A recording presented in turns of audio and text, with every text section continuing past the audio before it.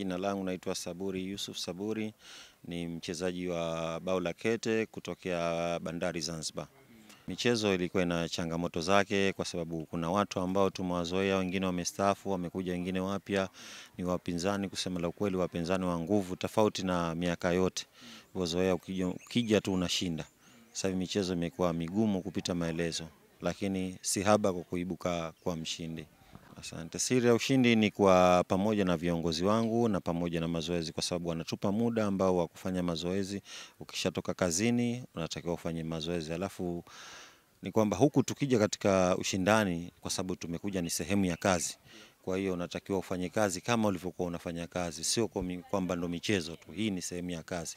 Kwa hiyo tunaendelea na kazi, tumelipwa posho kwa ajili ya kuja kufanya kazi. Tunatakiwa turejeshe ushindi, kwa hiyo ndio maana tunajitahidi ili ushindi upate urudi kwetu. Kwa majina naitwa Selina Alexander Simon, natokea Bandari ya Dar es Salaam. Mimi nimeshiriki mchezo wa draft wanawake.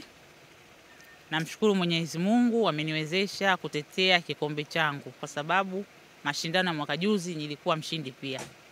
Kwa hiyo na mwaka huu nimeshukuru Mungu kwa sababu nimekuwa mshindi wa kwanza wanawake draft.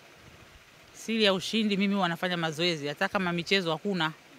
Pale nyumbani kwangu una draft, kwa hiyo wanafanya mazoezi na watoto wananipa mazoezi nyumbani. Kwa hiyo na mimi unakuta mara nyingi ninapofanya mazoezi ndio inanijenga, kwa sababu draft usipofanya mazoezi mara kwa mara unasahau. Lakini unapofanya mazoezi mara kwa mara unakuwa unapata mbinu na ujuzi zaidi. Wanawake wajitokeze kwa wingi ili timu ziwe nyingi, kwa sababu unakuta timu nyingi zimekuja lakini hazina wachezaji wanawake. Na hii michezo inazidi kukua. Inapozidi kukua ndio unakuta watu wanaenda kushiriki mpaka michezo mikubwa ya Shimuta. Kwa hiyo wanawake wajitokeze kwa wingi kucheza mchezo wa draft.